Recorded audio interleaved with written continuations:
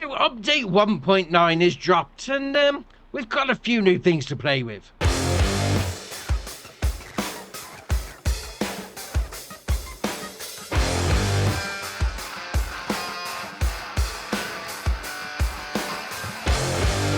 So before we take a look at the new equipment that we've got a few changes and improvements. So they fixed the multiplayer connection issues, the various technical changes to improve performance, various stability improvements to prevent crashes, various text translation adjustments, various visual adjustments on several models, improve the automatic wood harvester arm behaviour if trees are beneath the harvester, improve the responsiveness of field information box to appear on map overview, improve the fuel consumption calculation of wood harvesters while processing a tree, fix the button conflict on controller in ModHub for search and active downloads, fix the cases of GoTo AI attempting to route through the river on Map US, fix flickering issues on some hardware configurations with Intel Arc B series GPUs, fix the hook lift system problems when reloading the save game, fix the tension belts not working correctly when remounting objects, fix the mod update dialog when loading into a save game shown without cancel prompt,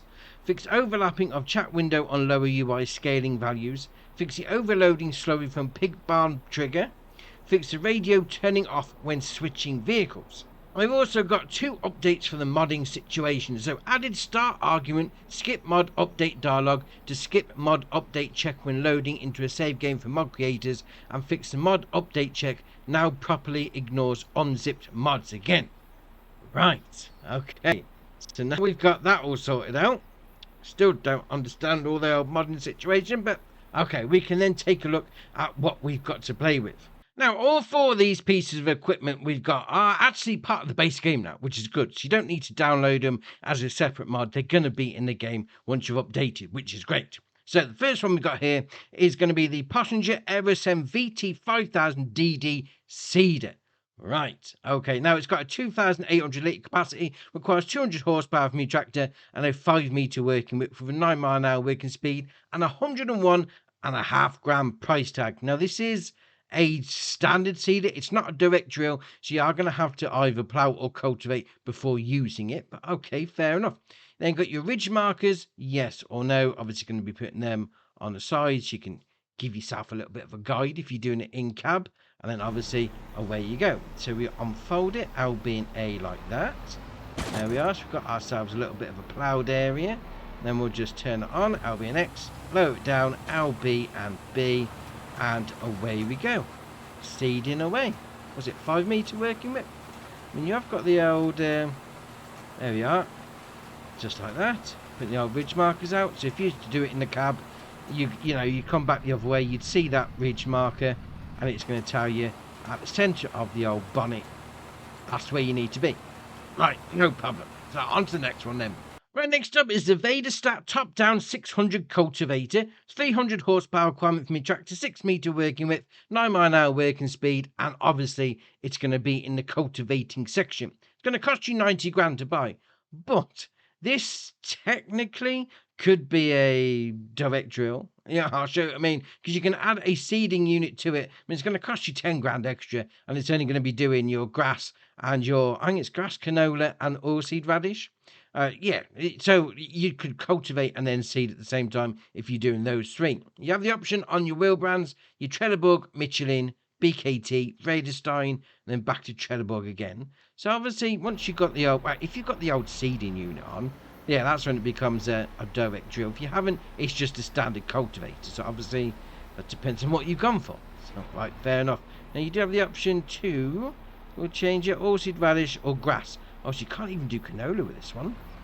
Alright, fair enough. So obviously we're going to lower it down and then we're going to turn it on.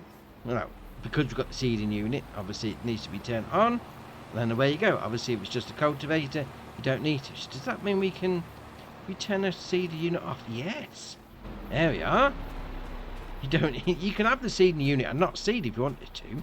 There we are. So we've cultivated and that bit's seeded. Alright, fair enough. So next up is the JohnDeere 1270G tree harvester. As you can imagine, it's going to be under tree harvesters. It's got a 272 horsepower engine, 12 mile an hour top speed, and it's going to be able to do 70 centimetre diameter tree trunks.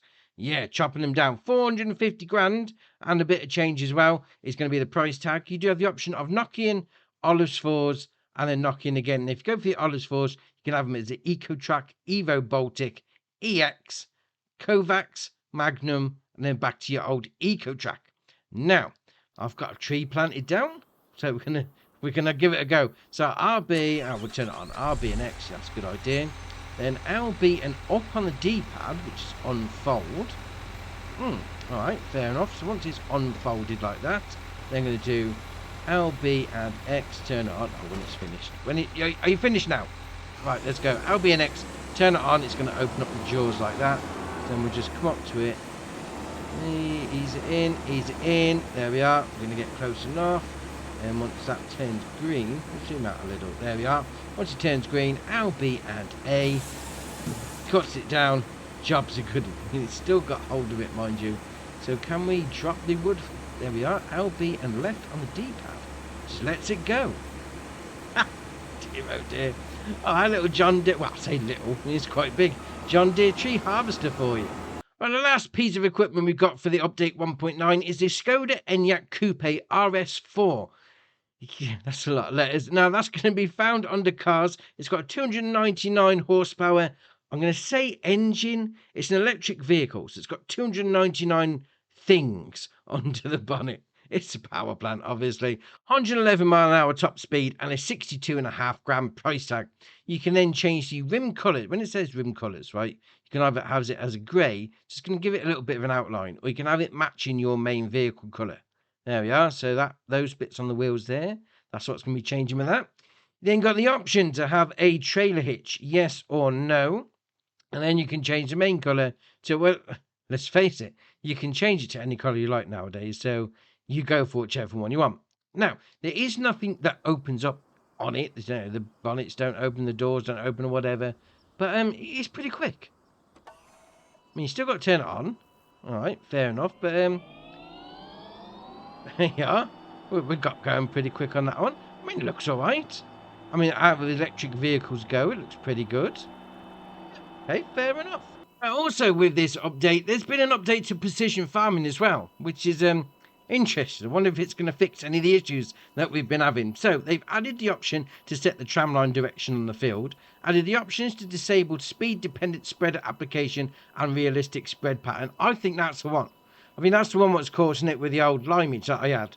Maybe I was going a little bit too fast, but okay, fair enough. Fix the cost of AI field worker, fix harvesting of potatoes and sugar beet, fix the issue with cultivating and sowing missions, fix missing seed rate functionality in combination with some other mods, fix the seed rate of potatoes, fix yield display on combines and actual yield on the fields, and increase the environment score for permanent grass fields. Right, I'm glad they've got the old spreader dependency option sorted out then. As with any update, there's always going to be the information of when you get into your game, you may experience a little bit of stuttering. So just come into your build mode, have a little bit of a fly around, have a little bit of a drive around, a little bit of a walk around, whatever you fancy doing, and that should sort it out. But obviously that's natural after any old update.